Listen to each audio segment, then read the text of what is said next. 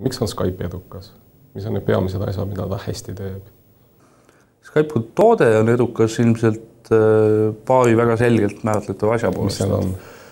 Esiteks see, et tasuta on suhteliselt hästi inimestele meeldiv pakkumine. Kahtlemata. Ma isegi kasutan. Just, et kui saad teha tasuta kõnesid või videokõnesid kuhu iganes maailmas, et see 10 aastat tagasi oleks olnud selline ulmeraamatute või selline utoopia, täna on see reaalne. See on väga tugev nagu väärtus, mida me pakume. Samal ajal Skype on kindlasti esimene internetitelefon, et selliseid on, ma arvan, mina tegin oma esimese kõne üle interneti või üritasin seda teha kuskil 90. keskel ja olles piisavalt tehniline inimene, ma ei saanud seda lõpuks käima. Ehk siis üks asi, mis Skype veel tõi, oli see, et see lihtsalt töötab. Et keskmine vanaema suudab selle ise installeerida, seda kasutada ja vajutada rohelise nupu ja teha selle kõne ära. Ja kolmas asi on võib-olla selline visuaalne esteetika ja Skype'i bränd kui selline, mis on lihtsalt väga nutikate inimeste poolt väga hästi välja töötatud, et tundub inimestele soe ja lähedane ja neile meeldib seda kasutada ja sellega ennast samastada.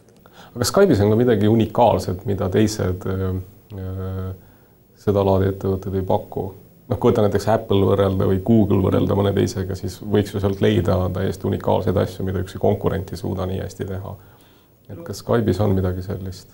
No põhiline algusaastate eelis, mis meil on olnud loomulikult, on meie see tehnoloogiline arhitektuur. Et Skype on meie arhitektuuri kutsutakse peer-to-peer, ehk siis me ei kasuta nende kõnede edastamiseks keskseid serverid. Serverid teatavasti tähendavad kulu.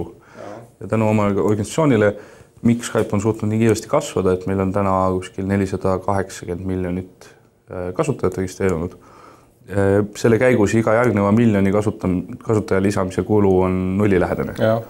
Et oleks me kasutanud mõnda teist serveripõhist lahendust, näiteks siis väikese veel mitte käivet omava startupina kuskil aastal 2004 või 2005 oleks meil püsti hädas selle kasutajate kasvu finantseerimisega.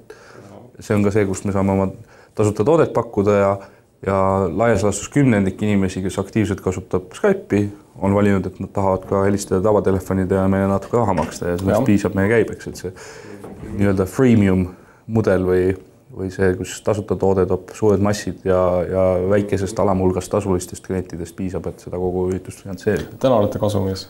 Jah, me oleme 2 aastat olnud kasumis.